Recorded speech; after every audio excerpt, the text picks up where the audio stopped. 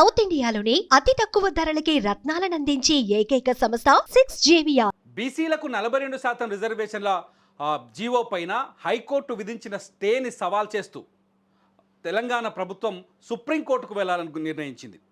సుప్రీంకోర్టుకు వెళ్ళి GO number 9 పైన స్టేని ఎత్తివేయాలి. అట్లాగే స్థానిక సంస్థల ఎన్నికలకు ఇప్పటికే నామినేషన్ల ప్రక్రియ పూర్తయింది కాబట్టి ఎన్నికల్ని యథావిధిగా కొనసాగించాలని సుప్రీంకోర్టులో తెలంగాణ ప్రభుత్వం వాదించాలనే నిర్ణయానికి వచ్చినట్టుగా తెలుస్తోంది. ఇందుకోసం స్పెషల్ లీవ్ పిటిషన్ వేసి సుప్రీంకోర్టులో హైకోర్టు మధ్యంతర ఉత్తర్వులను సవాల్ చేయాలని కూడా ఆలోచనకు వచ్చింది. దీంతో ఎన్నికల ప్రక్రియను యథావిధిగా కొనసాగించేలా ఉత్తర్వులు ఇవ్వాలని ఆదేశాలు ఇవ్వాలని తెలంగాణ ప్రభుత్వం సుప్రీంకోర్టులో వాదించే అవకాశం చాలా స్పష్టంగా కనిపిస్తుంది. అయితే ఏ బేసిస్ మీద తెలంగాణ ప్రభుత్వం సుప్రీంకోర్టులో వాదన వినిపించే అవకాశం ఉంది అంటే, ఏదైతే హైకోర్టులో ఎవరైతే బుట్టంగారి మాధవరెడ్డి వేసిన పిటిషన్ పైన తెలంగాణ ప్రభుత్వం వాదనలు వినిపించిందో అవే వాదనల్ని సుప్రీంకోర్టు ముందు కూడా వినిపించే అవకాశం ఉన్నట్టుగా కొందరు న్యాయ నిపుణులు చెబుతున్నారు. అసలు వీళ్ళకున్న రెండు బేసులు చాలా స్పష్టంగా కనిపిస్తుంది. ఒకటి, ఇక్కడ బీసీ రిజర్వేషన్ బిల్లు జీఓఎంఎస్ 9 అంటే ఇది బీసీ రిజర్వేషన్ బిల్లు.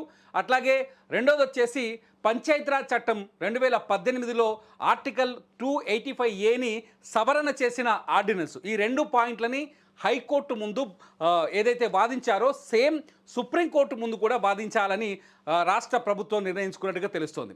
ముఖ్యంగా ఏదైతే బీసీ రిజర్వేషన్ బిల్లు ఉంది, జీవో నెంబర్ 9 ద్వారా బీసీ రిజర్వేషన్ బిల్లుని తీసుకొచ్చారు. తెలంగాణ అసెంబ్లీలో బిల్లుని పాస్ చేశారు. అన్ని రాజకీయ పార్టీలు ఆ బిల్లుకి మద్దతు ఇచ్చాయి.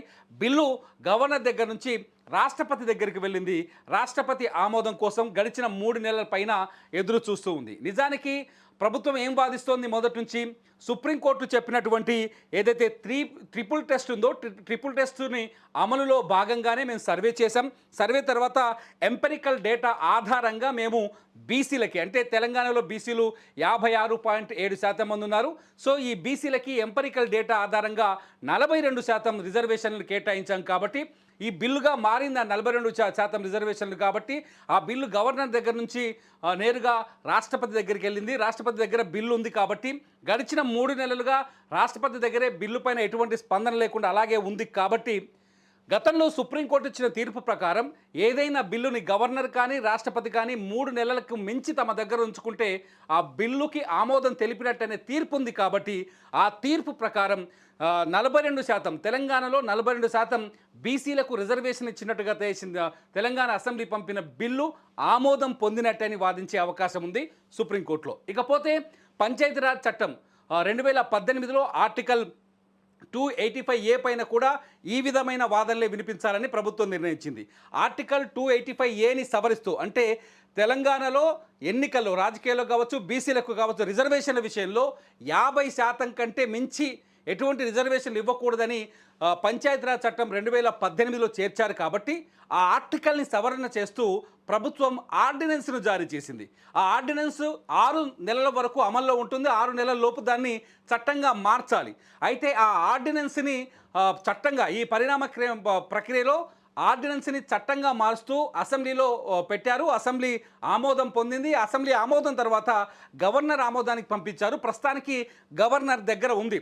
గవర్నర్ ఆమోదం పొందినా పొందకపోయినా ఆ చట్టం అమల్లో ఉన్నట్టే అవుతుంది, సవరణ అమల్లో ఉన్నట్టే అవుతుందని ప్రభుత్వం వాదించే అవకాశం ఉంది. ఎందుకు అమల్లో ఉన్నట్టే అవుతుందంటే ఆర్డినెన్స్ 6 నెలల పాటు అమల్లో ఉంటుంది.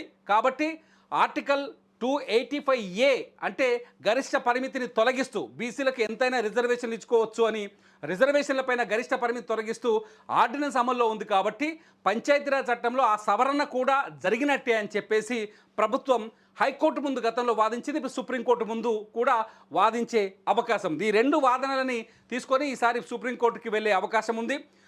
సోమవారం సుప్రీంకోర్టులో స్పెషల్ లీవ్ పిటిషన్ వేసే అవకాశం ఉంది తెలంగాణ ప్రభుత్వం. చాలా స్పష్టంగా 2 పాయింట్లు తీసుకుంటే, ఒకటి, బీసీ రిజర్వేషన్ బిల్లు రాష్ట్రపతి దగ్గర 3 నెలలకు పైగా పెండింగ్లో ఉంది. కాబట్టి ఆ బిల్లు చట్టంగా మారిందని భావించే మేము స్థానిక సంస్థల ఎన్నికలకు మేము నోటిఫికేషన్ ఇచ్చాము.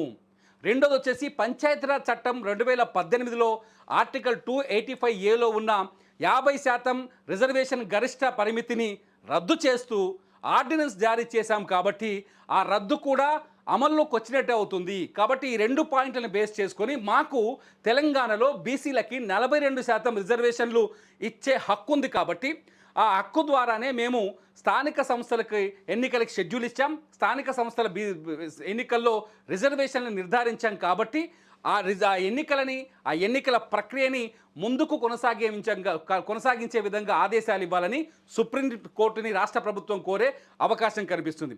అంతేకాదు, ఎన్నికల నోటిఫికేషన్ వచ్చిన తర్వాత, ఎన్నికల ప్రక్రియ మొదలైన తర్వాత, ఆల్రెడీ నామినేషన్ల స్వీకరణ కూడా మొదలైన తర్వాత ఎన్నికల్లో హైకోర్టు జోక్యం చేసుకోవడం అది సరైన విధానం కాదని కూడా సుప్రీంకోర్టు ముందు హైకోర్టు తీర్పు పైన సవాల్ చేసే అవకాశం ఉంది తెలంగాణ ప్రభుత్వం. మొత్తంగా బీసీ రిజర్వేషన్ బిల్లు పైన తెలంగాణ ప్రభుత్వం సుప్రీంకోర్టుకు వెళ్తుంది. ఏదైతే వీళ్ళు 42% హామీ ఇచ్చారు, ఆ 42% రిజర్వేషన్లకు ఏదైతే బిల్లుని చేశారో ఆ బిల్లు ప్రకారమే ఎన్నికలకు హామీ ఇవ్వాలని, ఎన్నికల ప్రక్రియని ముందుకు తీసుకెళ్లాలని సుప్రీంకోర్టును కోరే అవకాశం కనిపిస్తుంది. చూడాలి సుప్రీంకోర్టులో తెలంగాణ ప్రభుత్వానికి ఎటువంటి ఊరట లభిస్తుందా లేదా అన్నది.